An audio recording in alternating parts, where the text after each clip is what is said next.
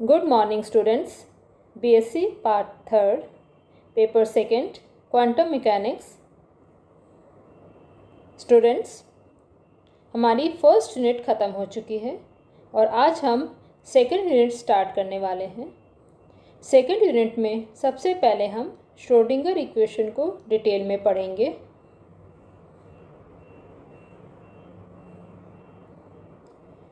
Schrodinger equation को समझने से पहले हमें वेव पार्टिकल ड्युअलिटी अर्थात तरंग कण द्विविधता तथा एक वेव पैकेट के कंसेप्ट को समझना बहुत ज़रूरी है। यह वेव पार्टिकल ड्युअलिटी क्या है? हम जानते हैं कि वेव के कुछ ऐसे फेनोमेना होते हैं जैसे इंटरफेरेंस, डिफ्रैक्शन, डिस्पर्शन, जिन्हें वेव थ्योरी द्वारा आसानी से समझा जा सकता है। किंतु कुछ ऐसे फेनोमेना भी होते हैं जैसे फोटोइलेक्ट्रिक इफेक्ट, कॉम्पटन इफेक्ट, जिन्हें वेव थ्योरी द्वारा नहीं समझा जा सकता। इन्हें समझाने के लिए आइंस्टाइन ने लाइट क्वांटा का सिद्धांत दिया, जिसके अनुसार लाइट एनर्जी छोटे छोटे पैकेट के रूप में ट्रांसफ़र होती है और हर पैकेट को एक क्वांटा कहा जाता है जिसकी ऊर्जा h न्यू के बराबर होती है। इसी को ही तरंग कण द्विविधता कहते हैं।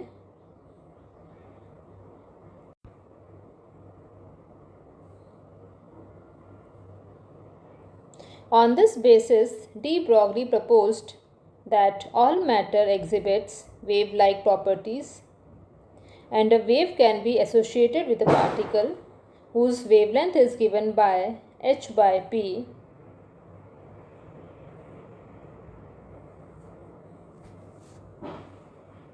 इसी के आधार पर डी ब्रॉगली ने यह परिकल्पना प्रस्तुत की कि जिस प्रकार किसी प्रकाश तरंग के गुणों के साथ कणों के गुणों का संबंधित होना पाया जाता है, उसी प्रकार किसी गतिशील द्रव्य कणों के साथ तरंगों के गुण संबद्ध होने चाहिए। अर्थात किसी गतिशील कण जिसका संवेग p हो, उसके करिस्पॉन्डिंग एक वेव की कल्पना की जा सकती है जिसकी wavelength lambda is equal to h by p लिखी जा सकती है।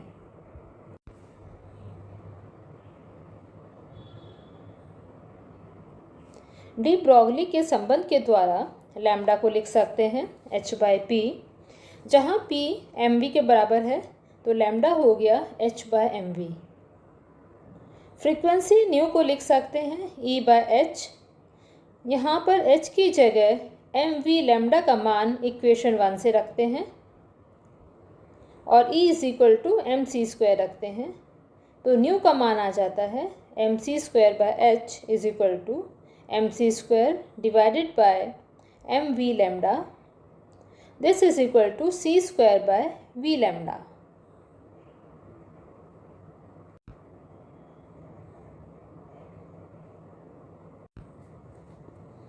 कण के साथ जो वेव एसोसिएटेड है उसकी वेलोसिटी को हम vp लिख सकते हैं, कला वेग या फेस वेलोसिटी। यह होती है न्यू मल्टीप्लाइड बाय लैम्डा। ऊपर की इक्वेशन से न्यू लैम्डा निकलता है c स्क्वायर बाय v। यह इक्वेशन 3 है।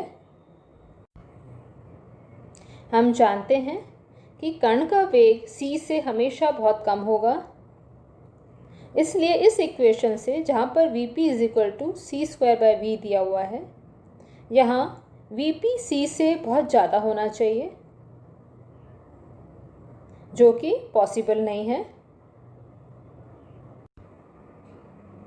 क्योंकि जहाँ पार्टिकल है उससे एसोसिएटेड वेव को भी उसी के साथ वही होना चाहिए।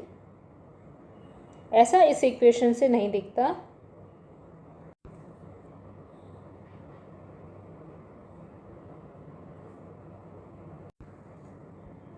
अगर पार्टिकल एक थोड़ी से स्थान डेल्टा x में निहित है तो उसके साथ जो वेव एसोसिएटेड है वो भी वही निहित होनी चाहिए।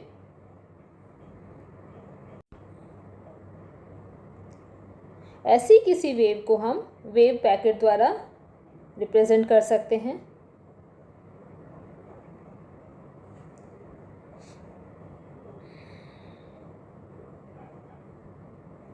यह वेव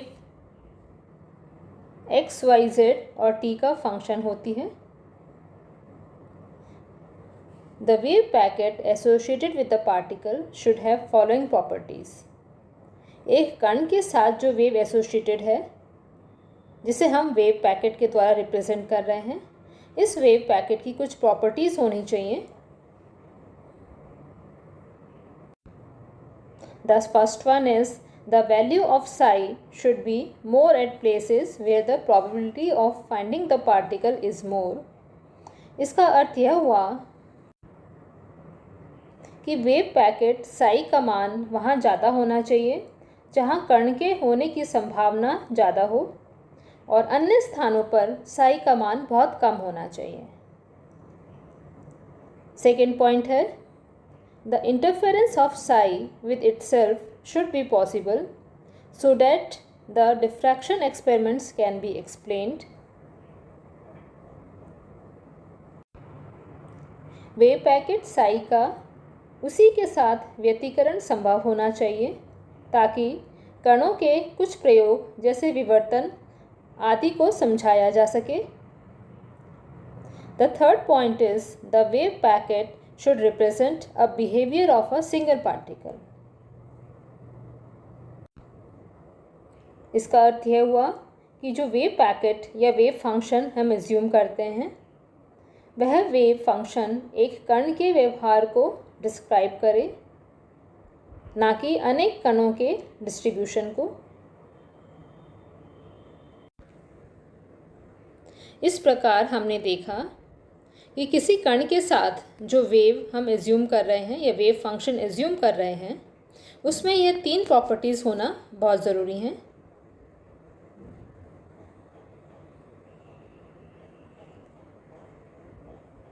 वेव पैकेट को डायग्राम में हम इस तरह समझा सकते हैं कि डेल्टा एक्स दूरी में इस वेव फंक्शन साई का मान फाइनाइट है और डेल्टा एक्स के बाद या पहले इसका मान नेग्लिजिबल हो जाता है।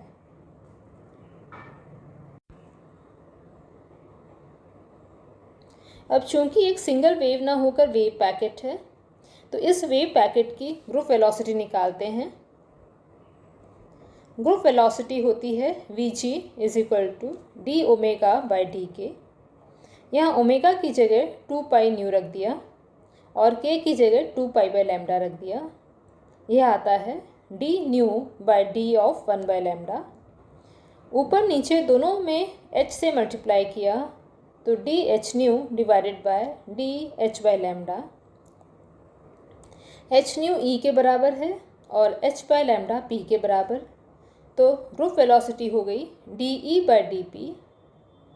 सो Vg = d by D P of P square by 2m। यहाँ e की जगह पी स्क्वायर बाई 2m रख दिया। इसका मान आया p बाई एम।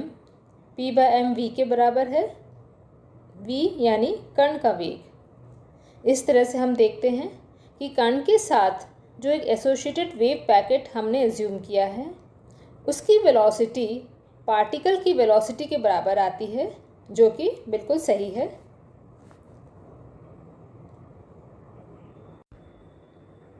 क्योंकि पार्टिकल के साथ जो वेव एसोसिएटेड है, वह हमेशा पार्टिकल के साथ ही रहनी चाहिए।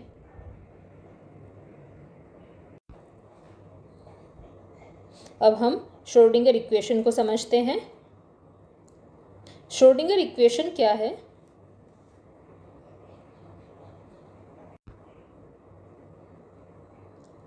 In 1926, Schrödinger proposed an equation governing the de Broglie wave associated with a particle, which is known as Schrödinger equation.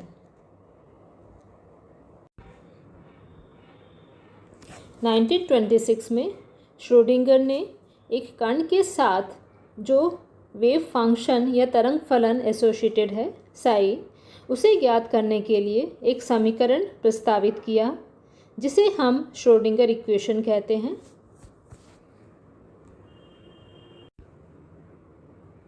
Schrodinger equation को डिराइव नहीं किया गया है, यह सिर्फ एक पोस्टुलेट है।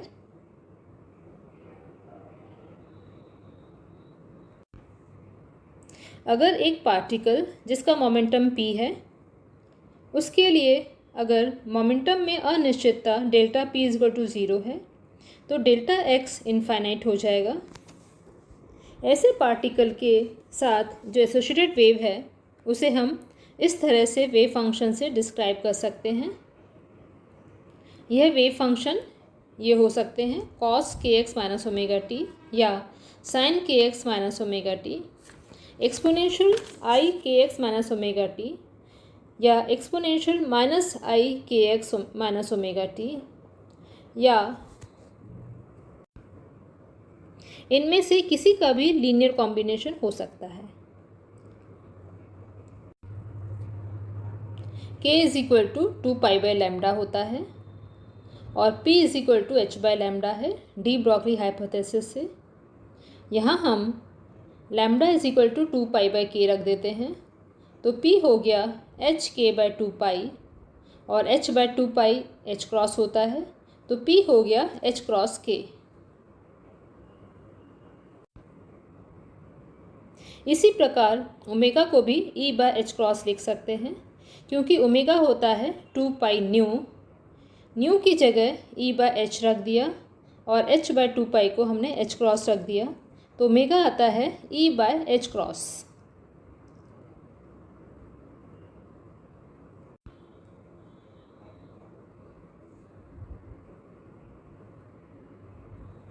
अब हम एक वेव इक्वेशन एज्यूम करेंगे। इस वेव इक्वेशन में दो बेसिक प्रॉपर्टीज़ होनी चाहिए। वो क्या क्या?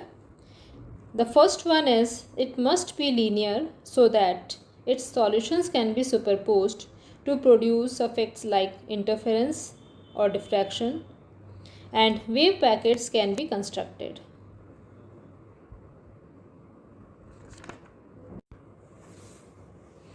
यह रैखिक होना चाहिए यानी लीनियर होना चाहिए, ताकि इससे जो सॉल्यूशंस मिलें, इससे जो हल प्राप्त हो, उनको अध्यारोपित किया जा सके।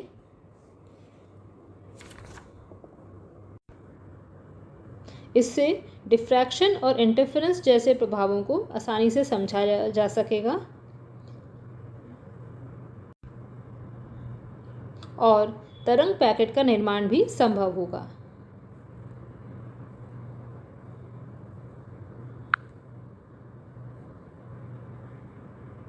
The second property is the coefficients of the equation must not contain parameters of motion of particle like p, e, k और omega.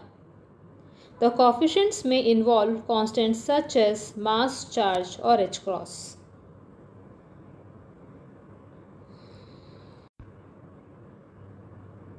इस वेव इक्वेशन के जो कोफिशिएंट्स हैं, उनमें मोशन के पैरामीटर्स जैसे मोमेंटम, एनर्जी, के, ओमेगा आदि नहीं होने चाहिए। इन कोफिशिएंट्स में कांस्टेंट्स ही होने चाहिए, जैसे मास हो, चार्ज हो या एच क्रॉस हो। अब हम क्लासिकल वेव इक्वेशन को एज्यूम करते हैं। क्लासिकल वेव इक्वेशन है Δ2ψ/Δt² = gamma Δ2ψ/Δh Δx²। Δ2ψ/Δt² = gamma Δ2ψ/Δx²। इससे हमने इक्वेशन 7 कहा। पहले हमने वेव फंक्शन के 4 सॉल्यूशंस एज्यूम किए थे।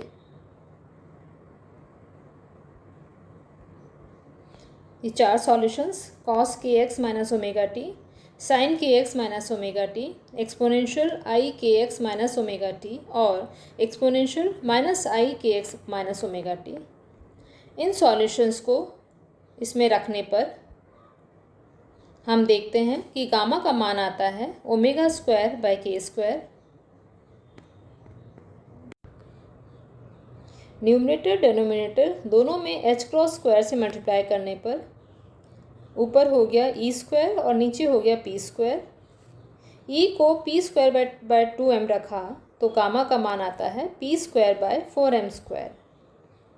अब हम देख रहे हैं कि इस गामा के अंदर इस कॉफिशेंट में ई और पी, ई या पी दोनों में से कुछ है, कॉफिशेंट है, इसलिए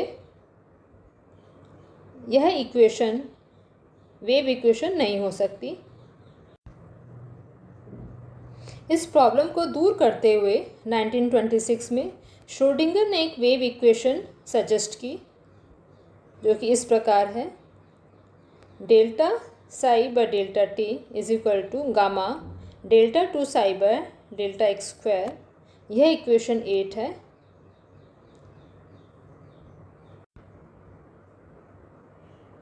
अब हमने पहले जो 4 सॉल्यूशंस एज्यूम किए हुए हैं, एक कॉस फंक्शन, एक साइन फंक्शन और 2 एक्सपोनेंशियल फंक्शन, उसमें से हम देखते हैं कि कॉस फंक्शन और साइन फंक्शन यहाँ पर वैलिड नहीं है, तो सिर्फ 2 ही सॉल्यूशंस बचते हैं, exponential I K X minus omega T या एक्सपोनेंशियल माइनस आई K X minus omega T. इन्हें यहाँ यूज़ करने पर गामा का मान निकालते हैं।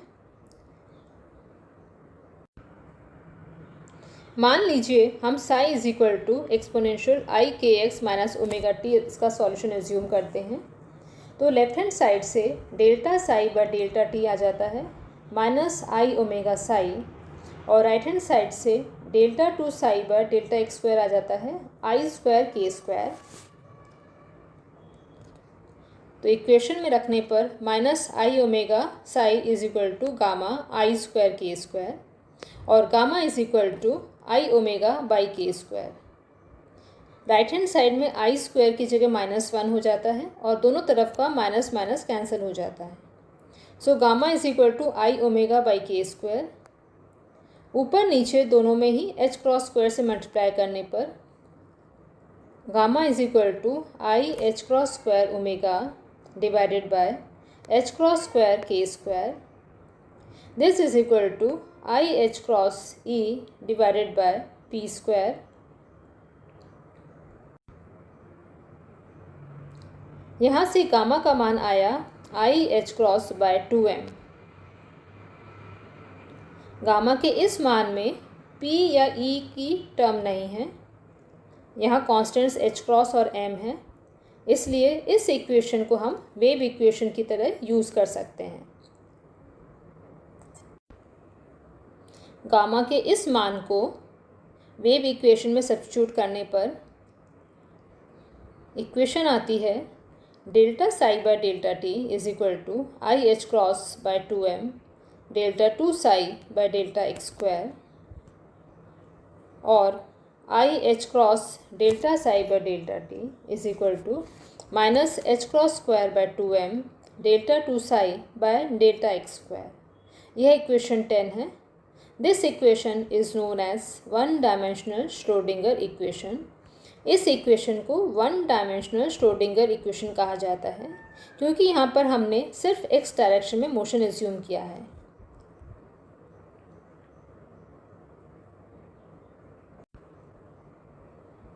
हमने वेव फंक्शन एज्यूम किया था exponential I K X minus omega T. Proportionality sign हटाकर कांस्टेंट रखने पर साई एक्स टी हो गया ए exponential I K X minus omega T. Schrodinger equation का लेफ्ट हैंड साइड है I H cross del psi by delta T.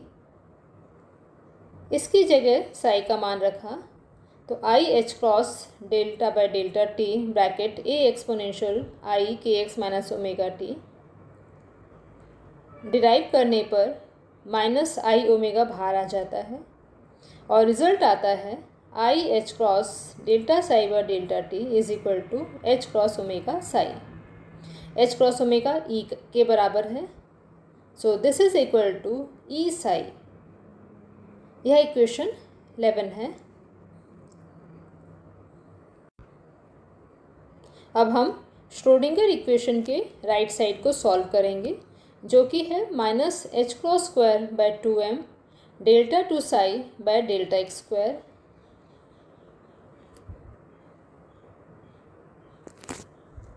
Minus H cross square by 2m delta to by delta X square A exponential I K X minus omega T this is equal to minus H cross square by 2m constant है।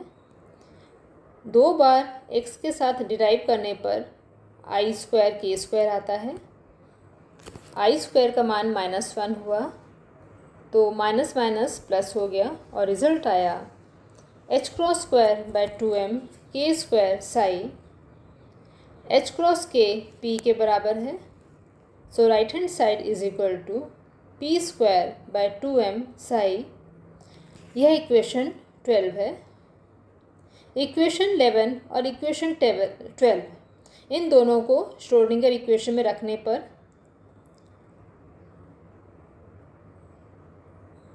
हम देखते हैं Schrodinger equation की left side थी आई H cross delta psi by delta T, इसकी जगह ई साई रख दिया और राइट हैंड साइड की जगह P square by 2m Sai रख दिया। यहाँ से हम देखते हैं कि E is equal to P square by 2m आता है। Thus, the Schrodinger equation is consistent with the classical energy equation. इस तरह हम देखते हैं कि Schrodinger equation classical energy equation के बराबर आती है और उससे कंसिस्टेंट है। अब इक्वेशन 13 और इक्वेशन 10 को कंपेयर करते हैं। इक्वेशन 13 है E psi is equal to P square by 2m psi और इक्वेशन 10 है हमारी श्रोडिंगर इक्वेशन। इन दोनों इक्वेशन को कंपेयर करने पर हम देखते हैं कि E psi is equal to I H cross delta psi by delta T आता है, तो ई हो गया I H cross delta by delta T. इसी प्रकार राइट हैंड साइड में आता है P square by 2m psi is equal to minus H cross square by 2m delta 2 psi by delta X square. 2m cancel हो जाता है और हम देखते हैं कि p किसके बराबर है, p minus I H cross delta by delta x के बराबर है। इसका यह अर्थ हुआ कि श्रोडिंगर इक्वेशन में मोमेंटम p की जगह हम एक ऑपरेटर रखते हैं। वह ऑपरेटर है minus I H cross del by del X. और इसी प्रकार ऊर्जा निकालने के लिए ऊर्जा की जगह भी एक ऑपरेटर रखते हैं, एक संकारक रखते हैं, वह है I H cross delta by delta T. आज हमने 1 डायमेंशनल श्रोडिंगर इक्वेशन को पढ़ा था। कल हम 3 डायमेंशनल श्रोडिंगर इक्वेशन पढ़ेंगे। Thank you students.